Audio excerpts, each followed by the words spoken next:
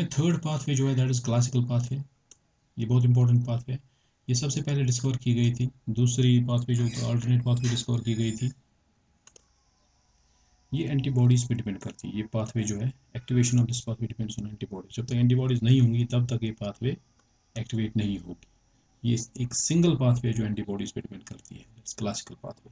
Classical pathway में C1 use होता है। C1 के बारे में बताया था मैंने आपको। इसके 3 कंपोनेंट सब यूनिट्स होते हैं, C1R, C1Q, C1S। और इसका स्ट्रक्चर ऐसा होता है। यहाँ पे जब इम्यूनोग्लोबुलिन बाइंड होता है किसी एपिटोप के साथ, किसी माइक्रोबियल सरफेस पे जो एंटीजन्स होते हैं उनके साथ बाइंड हो जाता है, तो यहाँ पे जो वेरिएबल साइट्स हैं, एंटीजन बाइंडिंग साइट्स, वो ऑक्यूपाई हो जाती है। जैसे ये हैं। और इसमें जो FC रीजन है, ये वाला रीजन, कॉन्स्टेंट रीजन, ये फ्री होता है। ठीक है, यहाँ पे ये FC रीजन फ्री होता है। जो C1 होता है, C1 के कितने रीजन मैंने बोले, C1 के कितने पार्ट्स मैंने बोले, 3। तो ये जो C1 होता है, ये इन एंटीबॉडीज़ के FC रीजन पे बाइंड करता है। C1 कंप्लीमेंट प्रोटीन जो होता है यहाँ पे, it binds on the FC region of this antibodies जिन्होंने बाइंड किया हुआ है एपिटोप को। और जो आपने देखा उसमें लेक्टिन पाथवे में, वहाँ पे हमारे पास C3 कन्वर्टेज जो है डेवलप हुआ था। C4b C2a कम्प्लेक्स जो है, वही यहाँ पे वही प्रोसेस यहाँ पे भी होता है। C4a C4b और C2a कम्प्लेक्स यहाँ पे बनता है और वो इस मेम्ब्रेन पे बाइंड करता है। इसके अलावा इस C1 कम्प्लेक्स के अलावा जो है C3 कन्वर्टेज भी यहाँ पे बाइंड करता है क्लासिकल पाथवे में। अगर इस क्लासिकल पाथवे को हम अब समराइज करें, तो आपने देखा C1 जो C1 कॉम्प्लेक्स है, binding of C1 to antigen antibody complex activates classical pathway. C1 जब इसने बाइंड किया था एंटीजन एंटीबॉडी कॉम्प्लेक्स को, यहाँ पे ये एंटीजन था और दिस वाज एंटीबॉडी। जब इस C1 ने बाइंड किया था, इसी ने इस प्रोसेस इस क्लासिकल पाथवे को एक्टिवेट कर दिया।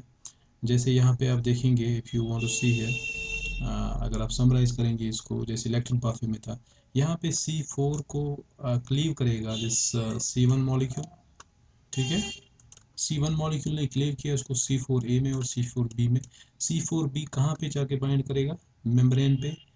और ये जो C1 जो है, ये और एक इस कॉम्प्लीमेंट प्रोटीन को ब्रेक करता है, C2 को C2b में और C2a में।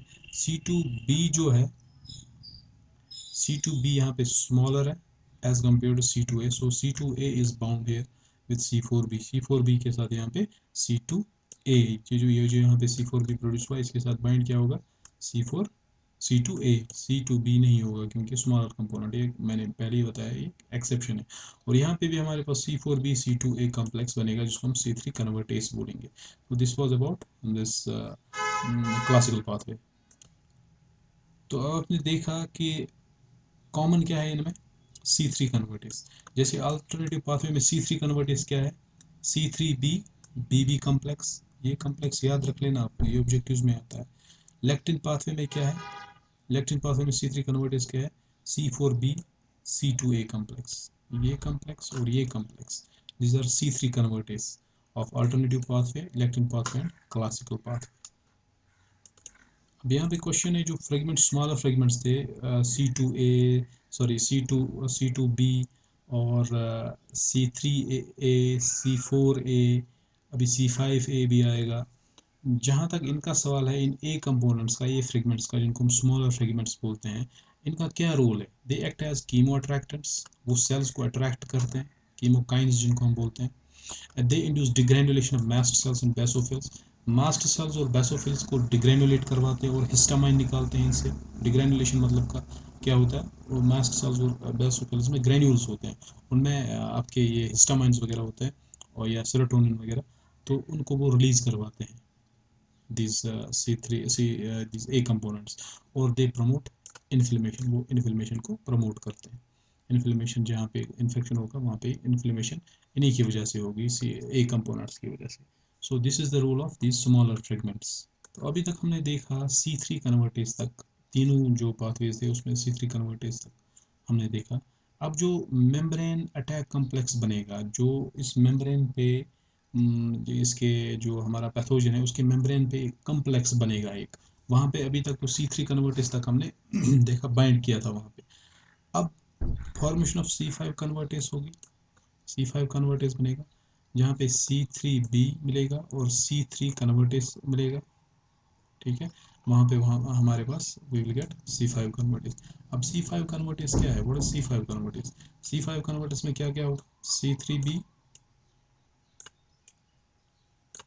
प्लस C3 कन्वर्टेज क्या था, अगर हम उसकी बात करें अल्टरनेटिव पाथवे की बात करें, उसमें क्या था C3 कन्वर्टेज, उसमें था C3b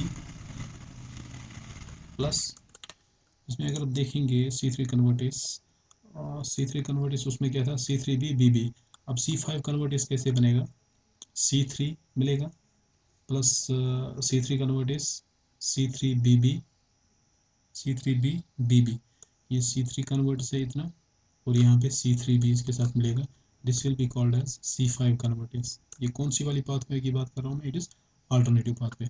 और जब हम लैक्टिन पाथवे की बात करेंगे तो उसमें C4b plus C2a plus C3b, ये वाला C3b कॉमन है सब में, C3b तो यहाँ वाला है, उसमें C3 कन्वर्टेज कौन सा था C4b एंड C2a, ये दोनों मिलके C5 कन्वर्टेज बनाएंगे, किसमें, in lectin pathway and that classical pathway. तो यहाँ पे ये जो C5 कन्वर्टेज है ये C5 को कन्वर्ट करेगा, it will convert C5 into C5b and C5a, ठीक है। C5 कन्वर्टेज, इस पे लास्ट टाइम क्वेश्चन आया था, which of the following is C5 convertase. यहाँ पे हमारे पास C5b जो बन गया, अब यही इनिशिएट करेगा फॉर्मेशन ऑफ मैक। मैक का मतलब है मेम्ब्रेन अटैक कम्प्लेक्स, जो पूरे मेम्ब्रेन को, इसके सेल मेम्ब्रेन को, एंटीजन के सेल मेम्ब्रेन को डिस्ट्रॉय करेगा, that's called membrane attack complex. इस पे लास्ट टाइम क्वेश्चन आया था, which of the following is membrane attack complex, वो आपको अभी पता चलेगा मेम्ब्रेन अटैक कम्प्लेक्स में कौन कौन सा कम्प्लीमेंट्री प्रोटीन आता है। और ये कहाँ से स्टार्ट होता है, C5b से। एक्चुअली होता क्या है इसमें, जो C5b हमारे पास बन गया ये C6 के साथ अटैच होता है, C6 फिर C7 को रिक्रूट करता है, और C7 जो है C7 is hydrophobic, it is lipid loving, ठीक है। तो ये C7 फिर इस मेम्ब्रेन में अटैच हो जाता है, मेम्ब्रेन के अंदर घुस जाता है, ये इनको लेके C5b और C6 को लेके C7 मेम्ब्रेन पे बैठ जाता है, मेम्ब्रेन मेम्ब्रेन बाइलेयर में चला जाता है। जब ये मेम्ब्रेन बाइलेयर में चला गया उसके बाद ये C8 को रिक्रूट करता है, C8 अब इसके साथ चला जाएगा, C8 जो है C8 फिर बहुत सारे C9 मॉलिक्यूल्स को रिक्रूट करता है और एक यहाँ पे पोर बन जाता है, पोर is formed on this membrane of this microbe, इस पैथोजन के मेम्ब्रेन पे पोर बन जाता है, जिसको हम मेम्ब्रेन अटैक कम्प्लेक्स बोलते हैं या मैकेनिकल पोर बोलते हैं। यहाँ से जितने भी कंटेंट्स इसके सेल मेम्ब्रेन में होते, इस साइटोप्लाज्म में होते, इस पैथोजन के, वो सारे के सारे स्पिल आउट हो जाते हैं यहाँ से, और सेल इस मेम्ब्रेन को, इस पूरे एंटीजन को डिग्रेड किया जाता है। तो this is the work of complement system. यहाँ पे बहुत इंपॉर्टेंट चीज़ आपको याद रखनी है, जो मेम्ब्रेन अटैक कम्प्लेक्स है MAC, that is C5b 6 7 8 9 proteins, C5b 6 7 8 9 protein जो है, C5b रिपीट कर रहा हूँ मैं, C5b 6 7 8 9 प्रोटीन जो है, this is called membrane attack complex, map जिसको हम मैक जिसको हम बोलते हैं, मेम्ब्रेन अटैक कम्प्लेक्स। अगर हम इस पूरे को कंपेयर करें अल्टरनेटिव पाथवे, लैक्टिन पाथवे और क्लासिकल पाथवे, इसमें क्लासिकल पाथवे डिफरेंट है क्योंकि उसमें एंटीबॉडीज़ यूज़ होती है, इन दो में एंटीबॉडीज़ यूज़ नहीं होती है। तो अल्टरनेटिव पाथवे, लैक्टिन पाथवे और क्लासिकल पाथवे में जो कॉमन चीज़ है दैट इज C3 कन्वर्टेज, ठीक है। C3 कन्वर्टेज C3 को कन्वर्ट करता है, C3b और फिर C5 कन्वर्टेज बन जाता है, तो यहाँ पे वो अटैच हो जाता है, that gets attached on this membrane, it forms MAC, जिसकी वजह से साइटोलिसिस होती है। या C3 कन्वर्टेज C3b में जब कन्वर्ट होता है तो, या C3a में जो कन्वर्ट होता है छोटे कंपोनेंट्स में, तो they help in the inflammation process, और अल्टीमेटली जो ये C3b कंपोनेंट्स है वो ऑप्सोनाइजेशन में हेल्प करते हैं, ऑप्सोनेंस के थ्रू इसको मतलब ऑप्सोनाइजेशन का मतलब यहाँ पे है, इसका डिटेल में लेक्चर लेक्चर देखेंगे हम, यहाँ पे सिंपल आप याद रखना, ऑप्सोनाइजेशन का मतलब होता है वो मॉलिक्यूल्स प्रोटीन जैसे जिनको हम ऑप्सोनियंस बोलते हैं, जो फैगोसाइटोसिस को इंटेंसिफाई करते हैं, मतलब फैगोस्टिक सेल्स को हेल्प करते हैं वो फैगोसाइटोसिस करने में, ज़्यादा से ज़्यादा फैगोसाइटोसिस